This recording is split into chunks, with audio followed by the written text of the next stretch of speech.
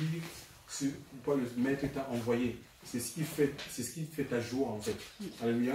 Peu importe les conditions. Moi, je suis allé dans l'émission où on m'a refusé à manger. Hein. Il y a des gens qui m'ont invité parce que la parole ne les arrangeait pas. Oui. Tu prêches de 20h jusqu'à 23h et tu pries sur les malades et on ne te donne pas. J'ai rendu grâce à Dieu. J'ai appelé François au téléphone, j'ai dit que c'est fort. J'ai bu de l'eau et j'ai rendu grâce à Dieu. Donc c'est comme ça. En partant même là, l'ancien, l'Esprit de Dieu me dit, donne le 5 000 francs. J'ai dit, hey, Seigneur, 5 000. Comment on peut dormir affamé? Il dit, non, donne le 5 000. J'ai obéi à la voix de Dieu. Donc, c'est Dieu qui nous. Il y a des choses que le Seigneur nous. Je ne sais pas ce que le Seigneur a voulu m'enseigner. C'est comme ça en fait. Hein. Donc, il faut qu'on apprenne vraiment à servir Dieu, à accepter la volonté de Dieu en fait. En toute chose, je n'ai rien revendiqué. Et puis voilà, moi j'ai continué ma route. J'étais content parce que moi j'ai libéré la vérité. Et ça a éclairé les âmes. On l'a encore vécu. Il y a un prophète qui nous avait invités. Il nous a laissé en cours de route. Pourtant, il avait une voiture. Il est venu nous chercher à l'aéroport avec la voiture, mais pour rentrer, le message ne l'a pas intéressé. Il nous a laissé comme ça. Tu vois, il nous a plus accompagnés. Et il a mis à mentir sur nous. Qu'il y a un de nous qui est mort. Aujourd'hui, son truc a disparu en fait. Son œuvre n'existe plus. C'est là où on va aller mettre en place, d'abord commencer une œuvre. Là où le monsieur il avait mis son. C'était un faux prophète.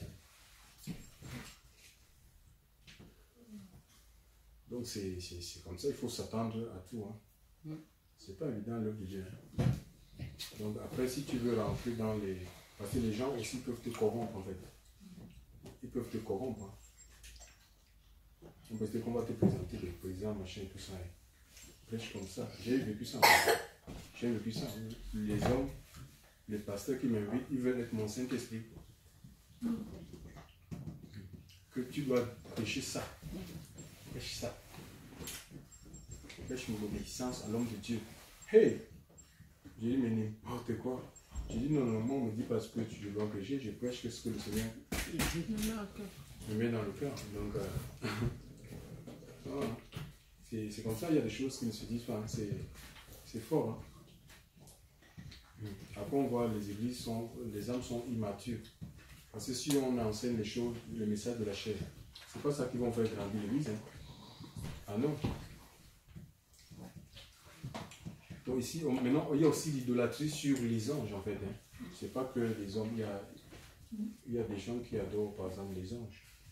Tu vois, qui prient les anges. Et pourtant, l'Écriture dit que ce sont des esprits au service de Dieu, envoyés pour exercer un ministère en faveur de ceux qui doivent hériter le salut. Ça dit nous. Alléluia. C'est Dieu qui ont des missions commandées. En fait. On n'a pas à prier les anges. On prie Dieu et Dieu délègue les anges. D'accord? On ne prie pas les anges, on prie Dieu. Et tout ce que vous demanderez au Père à mon nom, dira le Seigneur, c'est la formule. Et le Père vous l'accordera. D'accord? On prie le Seigneur. Nous avons, c'est un apôtre, hein, dans Luc de Apocalypse chapitre 19, verset 9 à 10.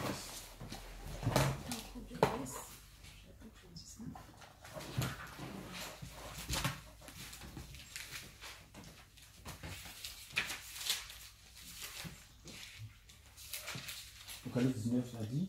Oui, verset 9 à 10. Verset 9 à 10. Et l'ange me dit, écrit, heureux ceux qui sont appelés au festin de noces de l'agneau. Et il me dit, ces paroles sont les véritables paroles de Dieu. Je tombais à ses pieds pour l'adorer, mais il me dit, garde-toi de le faire. Je suis ton compagnon de service et celui de tes frères qui ont le témoignage de Jésus. Adore Dieu, car le témoignage de Jésus est l'esprit de la prophétie. Et voilà, donc ici, Jean ici était dans une prison à Patmos, hein, dans les premiers chapitres, la parle, parce que, à cause de la parole de Dieu, il n'avait pas violé des bébés, il n'avait pas détourné les fonds, je ne sais pas, d'une compagnie ils n'avaient pas arraché le terrain de quelqu'un comme la plupart des pasteurs font aujourd'hui. Et ils sont en prison et ils disent qu'ils appellent ça persécution. Non, c'était l'évangile. Aucun apôtre dans la Bible n'est allé parce qu'on l'a accusé de, je sais pas, de viol, il a pris la femme de quelqu'un, il a pris... Non, jamais. Jamais, c'était l'évangile. C'était qu'il prêchait contre le temple. Alléluia. C'est ce qui valait la prison, la bastonnade. D'accord? Donc c'était ça, il vivait la persécution pour la vérité. Alléluia.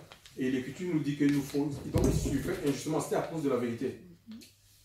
Mais si l'apôtre Pierre même dit que ben voilà, si on souffre injustement, si on est outragé pour le nom de Jésus, nous sommes heureux parce que l'Esprit de Dieu est en nous. Et nous voyons que leur emprisonnement, le Seigneur s'en est toujours servi pour que quelque chose de positif sorte. De là, nous voyons l'apôtre Pierre, l'apôtre Paul et Silas étaient en prison hein, dans Actes 16 et ils louaient Dieu. Il louait Dieu en prison. On était pas de dire vraiment, on est des innocents. Comment on peut nous mettre en prison à cause de la vérité? Non, il louait Dieu, il faisait ce que d'autres prisonniers ne faisaient pas. Et nous voyons que, comme il louait le Seigneur dans la prison, les fondements de cette prison sont ébranlés. Le geôlier a pris peur, ils l'ont rassuré, ils l'ont annoncé l'évangile. Non seulement le geôlier, toute sa famille. À partir de cette épreuve-là, ils se sont donnés à Christ. Nous avons les hommes de Pierre qu'ils avaient subi des menaces de ne plus parler au nom du Seigneur. Le verset 23 nous dit que quand ils ont été relâchés, ils sont allés vers les leurs et ils ont quoi? Ils ont prié, ils ont adressé des prières à Dieu en disant pourquoi ce tumulte parmi les nations. Ils ne sont pas mis à envoyer des lettres. À l'époque, la Palestine était sous l'occupation romaine. Tu vois, Rome était un empire hein, et c'était une province de Rome qui était dirigée par Ponce Pilate.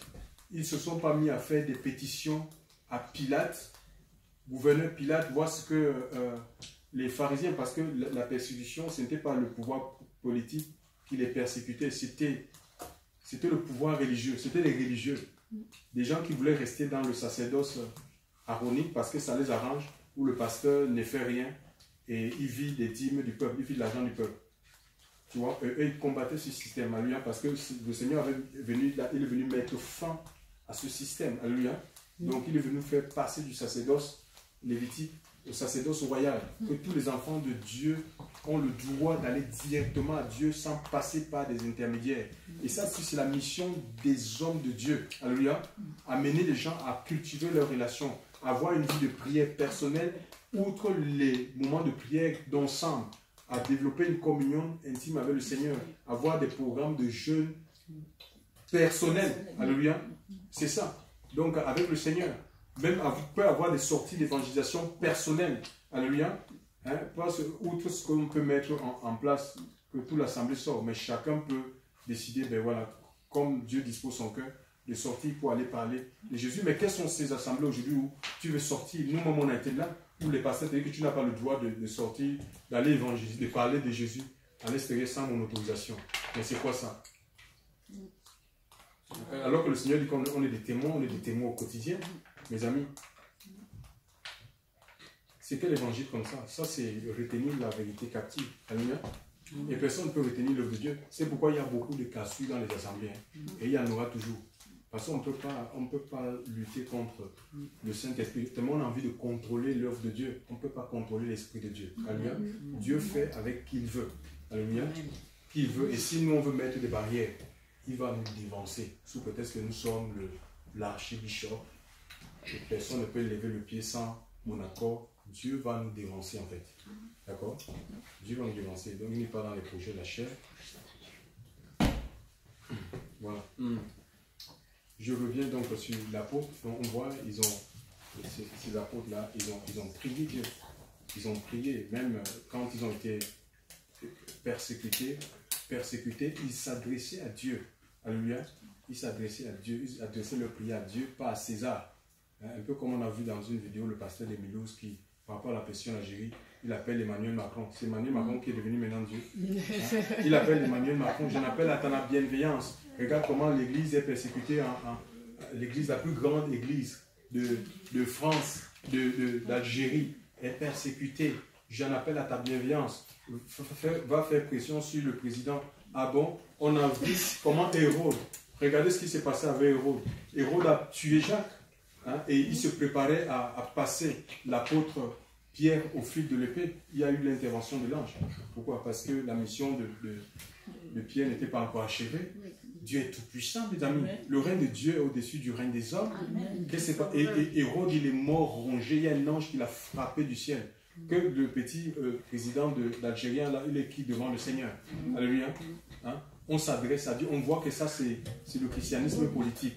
C'est l'église prostituée, en fait. Hein. Donc, on a eu ici les lois sur l'homosexualité, ça passe. Il n'y a aucun pasteur qui s'élève pour dénoncer, pour dire non, Macron, tu ne peux pas. Personne ne s'élève. On décide d'enseigner la sexualité aux enfants de 4 ans à l'école.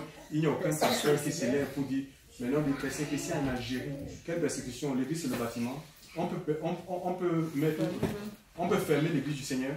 Mes amis, le Seigneur dit le séjour des morts ne pourra pour contre son église. L'église, c'est un bâtiment. On peut fermer un bâtiment. On peut pas fermer l'église. On peut tuer un serviteur de Dieu. Le Seigneur dit, n'ayez pas peur de ceux qui tuent la chair et le sang. Certains mourront en martyr, mais on ne peut pas tuer l'esprit. Parce que si vous tuez un, l'esprit de Dieu va rentrer dans la vie d'une autre personne pour continuer l'œuvre. Jusqu'à ce que le Seigneur va revenir. Il ne faut pas qu'on ait peur de la persécution. C'est une réalité, chers frères et sœurs. Le Seigneur a averti ses apôtres, c'est pourquoi ils n'ont pas eu peur. Et ils priaient. Il ne priait pas pour que Dieu mette fin à la persécution. Il faut bien lire Actes chapitre 4. Il ne priait pas pour que le Seigneur arrête la persécution. Non, tue nos persécuteurs. Il priait pour que Dieu nous donne l'assurance de continuer à prêcher. Alléluia. Il priait pour que Dieu étende sa main afin que lorsqu'ils vont prêcher, qu'ils se fassent des guérisons, des miracles, des prodiges. C'est ça. Et on voit l'écriture dans Actes, l'écriture dit que le lieu sur lequel ils étaient a tremblé et il fut à nouveau rempli de l'Esprit de Dieu et il se mit à annoncer. Pourtant, on les avait interdits d'annoncer. Alléluia. Donc l'assurance, c'est l'Esprit de Dieu qui donne l'assurance face aux épreuves, face aux défis, face au combat. Alléluia. Gloire à Dieu. On doit se remettre à Dieu. On n'a pas besoin d'aller prêter allégeance à un président, à un tel, pour dire non, mets fin à la persécution. C'est comme si on voulait annuler la parole de Dieu. Dans Apocalypse, je crois, si j'ai bonne mémoire, il est parlé des âmes de ceux qui ont été décapités à cause de la parole de Dieu.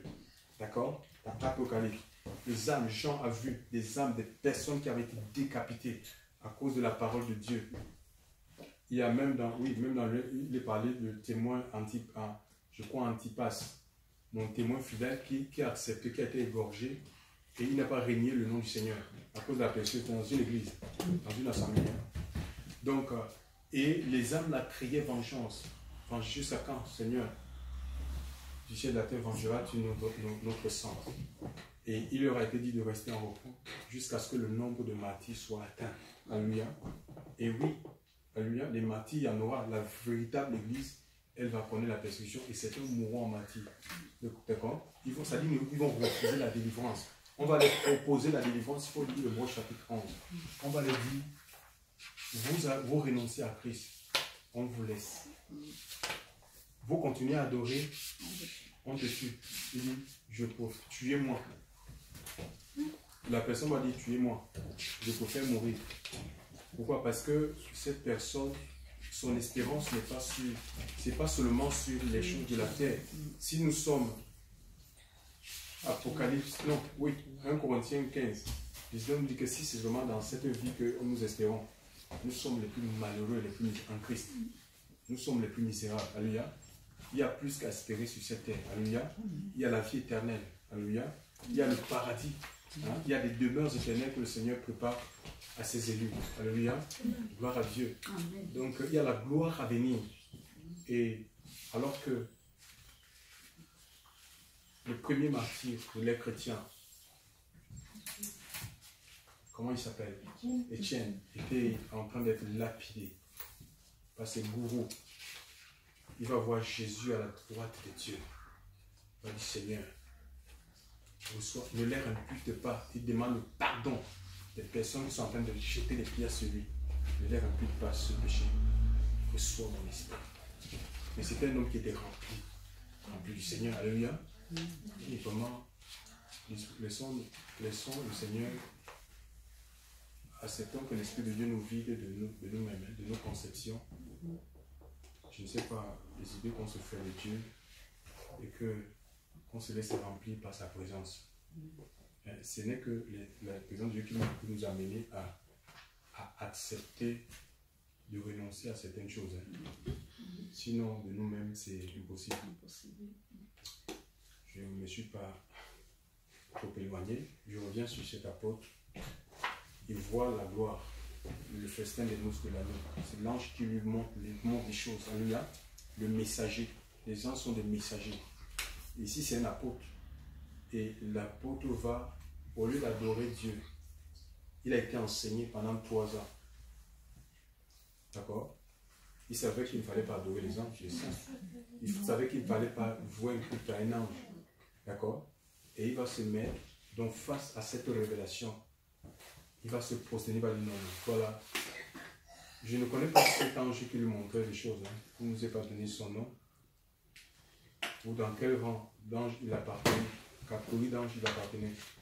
Mais il va se prosterner pour adorer. L'ange a dit, relève-toi. Alléluia. Je suis ton compagnon de service. Les gens, c'est des messagers. Oui, tous sont au service du Seigneur. Il n'y a pas de ministère spécial. Ça n'existe pas. Chacun a sa grâce. On détient des dons. Chacun a un don. Chacun a un don comme Dieu a voulu. Alléluia. Mais il n'y a pas des dons spéciaux. Regardez un peu. Regardez l'église, en fait, c'est comme un corps, en fait. Et tous les membres sont dans ça. J'ai eu mal au ventre, mais mon corps ne pouvait pas, je ne pouvais pas me laisser aller m'allonger. Je voulais aller dans certains endroits, mais je ne pouvais pas. Pourtant, mes pieds n'étaient pas malades. Mais parce qu'il y a une solidarité au niveau des membres, donc j'étais obligé d'être allongé. Regardez, ma voiture a un souci là maintenant. Pourtant, il y a tout. Il y a le moteur, il y a tout. Il y a le carburant à l'intérieur, mais il n'y a pas l'électricité en fait. L'électricité, ça ne passe pas. Seulement l'électricité qui fait que je ne peux pas démarrer la voiture. Tu te rends compte? C'est un ensemble, hein, mes amis. C'est un ensemble. Si on dit que bon, on n'a pas besoin des autres, on a entendu ça. Je n'ai pas besoin. Ah bon, tu vas prêcher quoi les bancs? Non, on a besoin des uns et des autres. Alléluia. Voilà. On a besoin des uns et on se soumet les uns aux autres. Alléluia. C'est ce que l'Écriture dit. Gloire à Dieu. Donc l'ange va rappeler cet apôtre à l'ordre. Que mais adore Dieu. C'est ce que Jésus t'a appris quand il rendait le ministère sur la terre. Alléluia. Adore le Seigneur. On n'adore pas les hommes. Alléluia. On ne célèbre pas les hommes. C'est Dieu qu'on célèbre. Alléluia. Peu importe la dimension de service, d'opération que le Seigneur fait avec quelqu'un. Mais non, il reste un homme. Alléluia. Il doit rester dans l'humilité. Alléluia. Oui, on respecte, mais non, mais il n'y a pas à vouer un culte.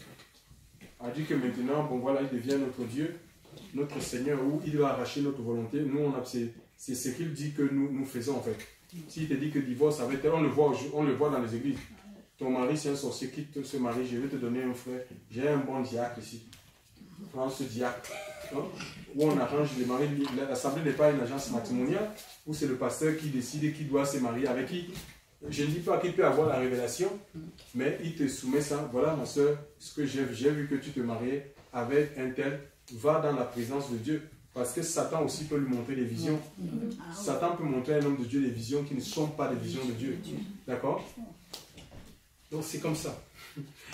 Voilà, adore Dieu. Il lui a dit, adore le Seigneur. Alléluia. Et c'est Jésus que nous voulons adorer.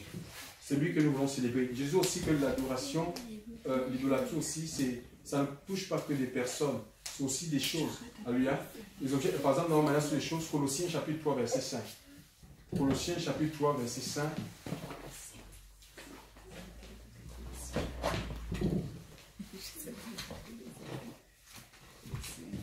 L'adoration, ça peut aussi être un culte comme vous sur les choses de la vie. Alléluia. Colossiens chapitre 3, verset 5.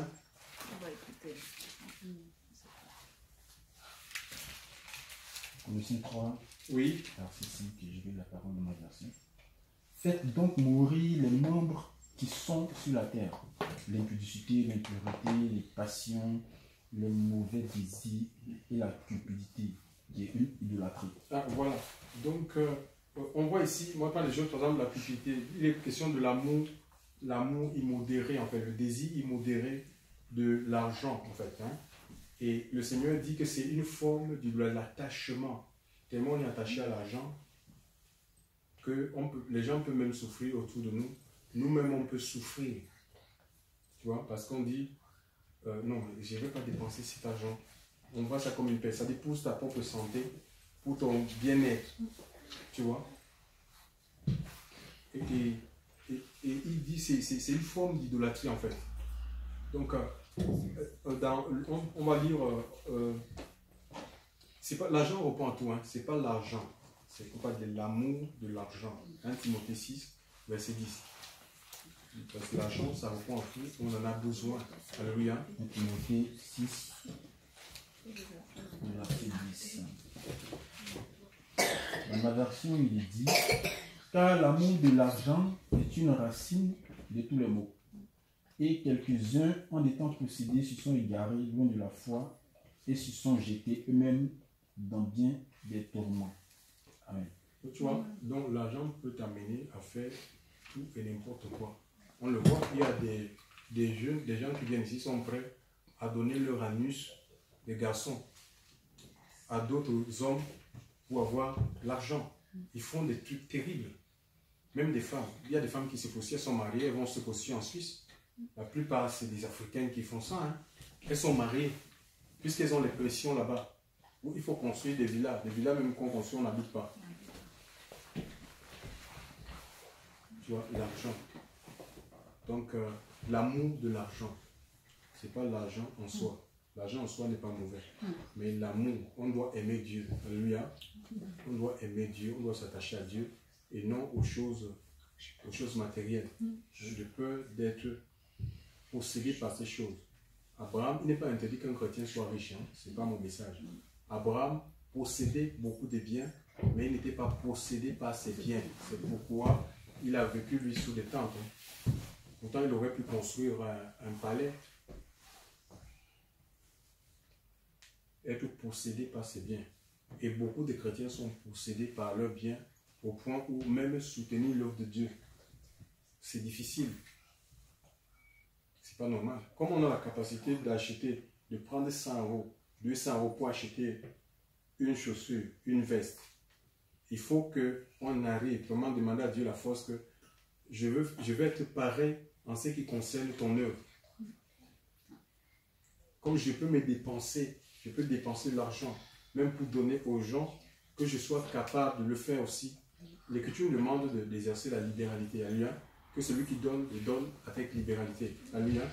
Donc, que ce ne soit pas que ce soit pas comme si Dieu, pour moi, c'était un mendiant. Je vais chercher la plus petite pièce, je tourne comme ça, c'est ça que je vais donner au Seigneur. Alléluia. Non. L'œuvre de Dieu a besoin de la libéralité de chacun. Alléluia. Pour avancer. On ne doit pas s'éterniser ici en fait. Il faut qu'on sorte, qu'on aille voir, qu'on aille explorer d'autres régions. Et ça demande un soutien, ça demande une économie, c'est une guerre. Hein. Ça demande une économie, alléluia. Il faut une économie de guerre. Et ça, c'est chacun en fonction de ses moyens. C'est tout. Donc, il est parlé de la cupidité, c'est une idolâtrie. Et Hébreux 13.5. Lisez Hébreux 13.5, s'il vous plaît.